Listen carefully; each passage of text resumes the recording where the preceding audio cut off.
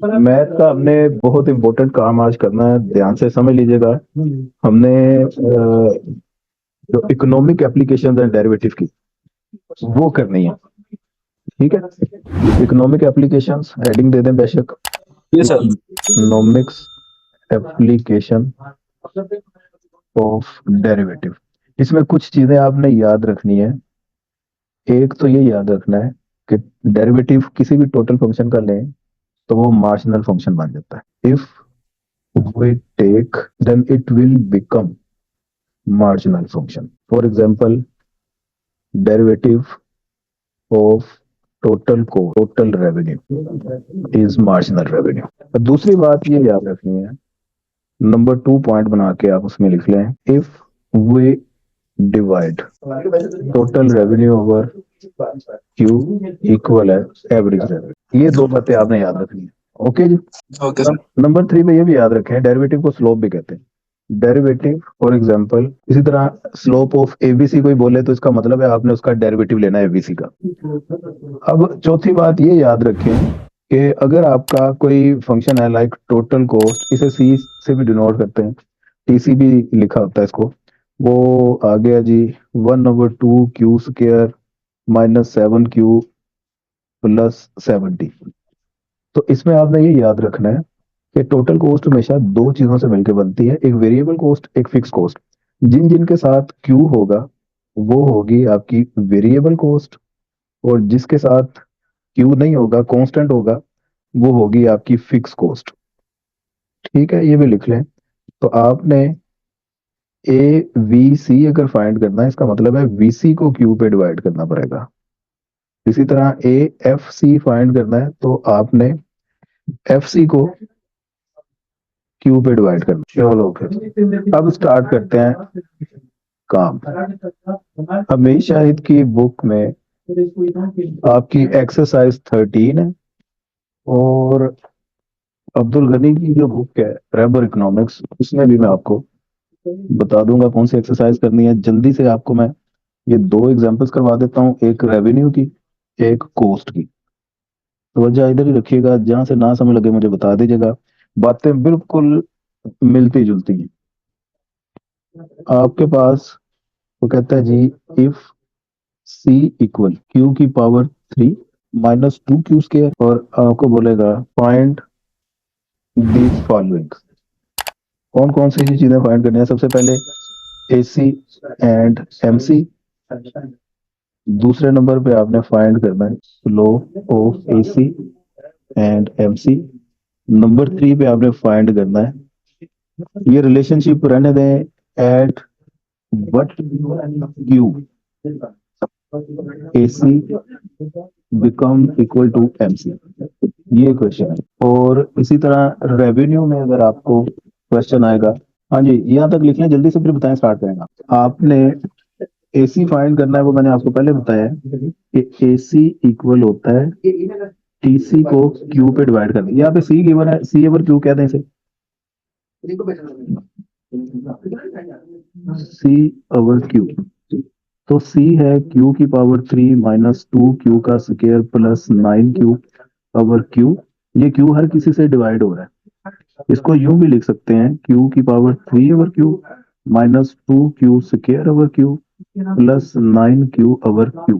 तो ये क्यू की कटिंग हो गई, एसी हमारे पास ये आ गया Q square minus 2 Q plus 9, ये एसी आ गया। इसी तरह इधर ये ए आर फाइंड करना है, तो एम आर या सॉरी टोटल रेवेन्यू को क्यू पे डिवाइड करना पड़ेगा।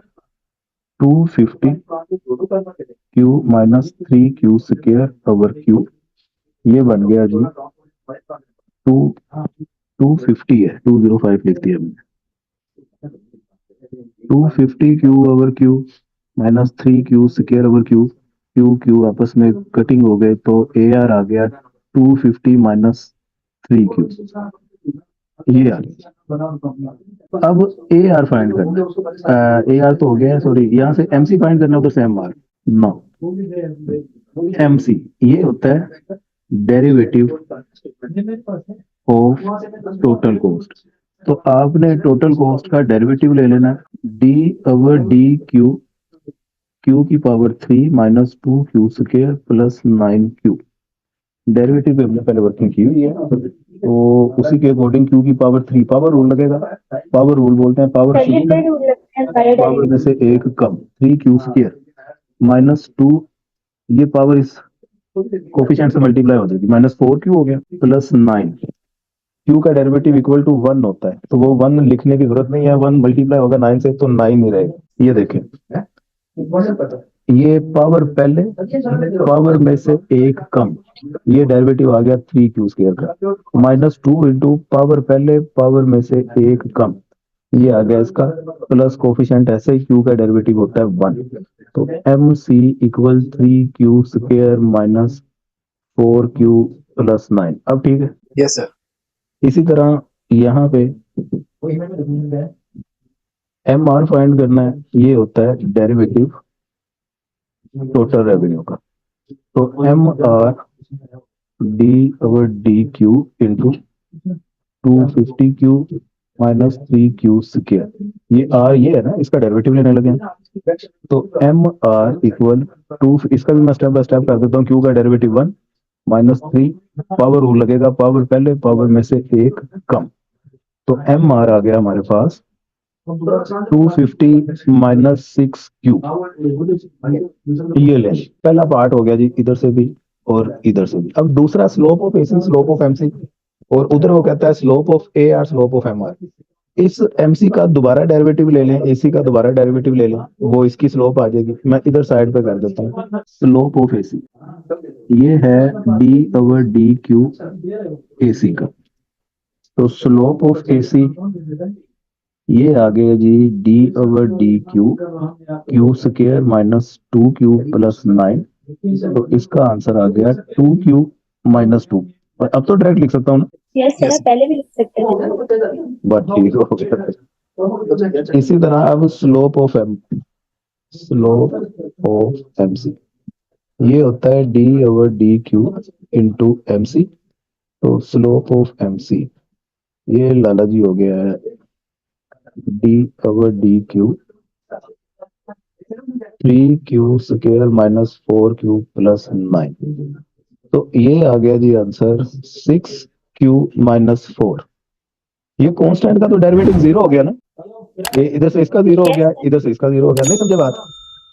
नहीं सर, कांस्टेंट के साथ इसका डेरिवेटिव का फर्स्ट रूल ही यही था, 0 हो जाता है। जी जी जी जी। तो ये दूसरा पार्ट भी हो गया। और इधर से स्लोप ऑफ ए आर, ये डेरिवेटिव होता है ए आर का।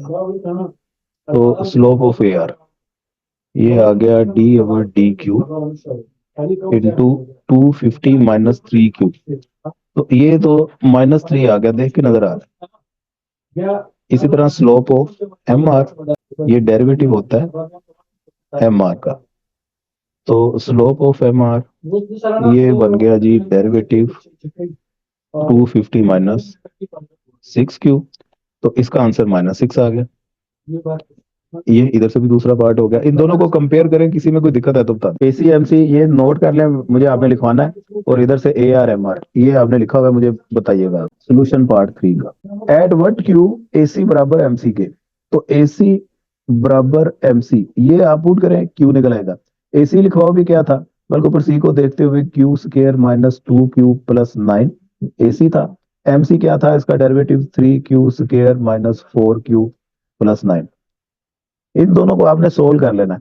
3q स्क्वायर मैं सारा कुछ एक तरफ लेके जा रहा हूँ, minus Q square minus 4q plus 2q plus 9 minus 9 equal to 0। ये स्टेप समझ लगा सभी को? जी सर, लग गए। Yes sir. जैसे माइनस किया तो ये आ गया 2q square minus 2q equal 0। इन दोनों में 2q आ गया कॉमन, ये आ गया q माइनस 1 इक्वल 0। और 2q equal 0, q minus 1 equal 0। ऐसे ही करते हैं ना? यस सर, ऐसे ही।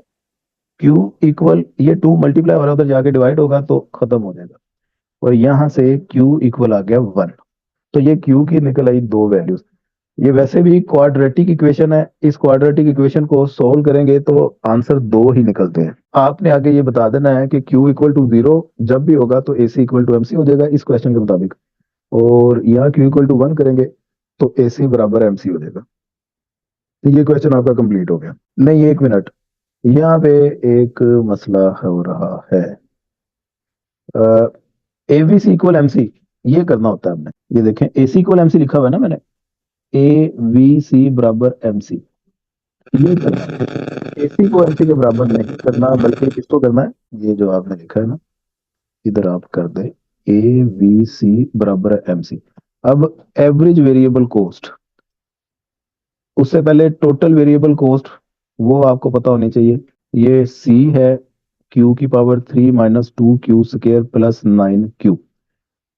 अब इसमें कांस्टेंट है ही कोई नहीं, तो इसका नहीं है मतलब है सर। कि ये सारी की सारी वेरिएबल कॉस्ट ही है।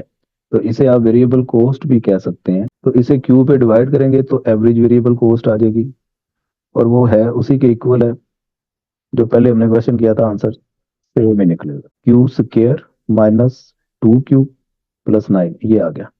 पहले भी इसी के इक्वल ही रखा था ना हमने, ABC इक्वल MC करके। Yes sir. आगे करें वो आपका आंसर यही निकलेगा, या तो Q इक्वल टू 0 निकलेगा या Q इक्वल टू 1। तो आपने आगे कह देना है व्हेन Q इक्वल हो जाता है MC, यहाँ पे आंसर कह दें। ये 0 वाला बेशक आप इग्नोर कर दें, वैसे भी इस क्वेश्चन के अलावा जो सा भी क्वेश्चन करेंगे ना, एक वैल्यू माइनस में आएगी, एक प्लस में, माइनस वाली आपने इग्नोर कर देनी है, इसमें 0 वाली इग्नोर कर दें। तो आंसर तो एक ही होता है हमारा, तो वो Q इक्वल टू 1 है हमारा। अब इधर देखते हैं जी, वो कहते हैं Q फाइंड करें जिसमें MR और P ये इक्वल टू 0 हो। तो MR क्या था हमारे पास, 250 माइनस 6 क्यू था। 6Q। तो इसे MR इक्वल टू 0 करेंगे, Q निकल आएगा 250 माइनस 6Q इक्वल 0। तो यहां से Q निकल आया 6Q, 6Q। तो ये 6 उधर जाके डिवाइड होगा, Q क्या निकला जी, ले 41.67। और यहां से P इक्वल 0 करना है। यहाँ पे आपने कहना है we know that P AR को ही P कहते हैं। तो AR आपने निकाला हुआ है, AR क्या था जी, ये? 250 माइनस तो आपने असल में इसे इक्वल टू 0 करना है। तो 250 minus 3Q equal 0, 250 equal 3Q, और Q क्या निकला है जी, 83.33। Q equal 41.6, MR will be 0, और इधर आप व्हेन Q इक्वल 83.3, AR या P इक्वल 0। ले जी, ये आंसर है। दोनों क्वेश्चन आपके कंप्लीट हो गए। ये आपने 1 2 3 4 5 ये पांचों क्वेश्चन देखे हो जाएंगे, और उसके बाद आगे ये रेवेन्यू वाले हैं, AR MR QPMR वगैरह स्लोप इनकी ये फाइंड करने हैं। 6 से लेके ये क्वेश्चन नंबर 6 जो सा है ना, बल्कि ये भी 6 7 ये रहने दें, 8 वाला करें, 8 वाला हो जाएगा ना। और यस सर, हो जाएगा। बाकी फिर मैं कल ही करवा दूंगा आपको। चैप्टर 7 है ये इनका, रहबर वालों का, और इसमें आपने ये काम करना है पेज नंबर, अल्लाह आपका भला करे, ये वाली एक्सरसाइज काट देनी है आपने जो पेज 165 पे है। उसके बाद ये आ जाता है production function and application of derivative, इसे भी काट दें सारा। Application of derivative, cost, concepts, ये करना है आपने। इसको निशान कर लें, पेज 166 पे है, ये एग्जांपल्स वगैरह देख लीजिएगा। और उसके बाद इसकी एक्सरसाइज किधर है, अब इसके बाद रेवेन्यू का आएगा। ग्राफ ऑफ अबव फंक्शन ये काट दें, application of derivative two revenue concept ये निशान कर लें, ये भी करना है आपने। ये एक्सरसाइज आ गई जी। अब यहाँ पे Q की जगह पे उन्होंने अक्सर क्वेश्चन में ना X यूज किया हुआ है, तो एक ही बात है, Q कह दें उसको X कह दें। तो आपने डेरिवेटिव जहाँ पे विद रिस्पेक्ट टू Q लेते थे, अब विद रिस्पेक्ट टू X लेंगे। डिवाइड जिधर आप Q के साथ करते थे, अब X के साथ करेंगे। मतलब C है 100 प्लस 2X, AC फाइंड करना है, तो 100 प्लस 2X अवर X ये कर देंगे, ये बन जाएगा 100 अवर X प्लस 2, ये AC आ गया। तो ये 100 अवर X को 100X की पावर -1 प्लस 2 यूं भी तो लिख सकते हैं, पावर नीचे +1 थी, ऊपर आगे -1 हो गई, तो इसको इट कैन बी रिटन है। तो ये वाला क्वेश्चन आपने, ये सारे क्वेश्चन आपने करने हैं। मुझे बताइएगा जोन सा ना हुआ वो मैं आपको बता दूंगा। इसी में कोस्ट वाले भी आ गए, और ये आपके 10 क्वेश्चन है जी, इतना काम है।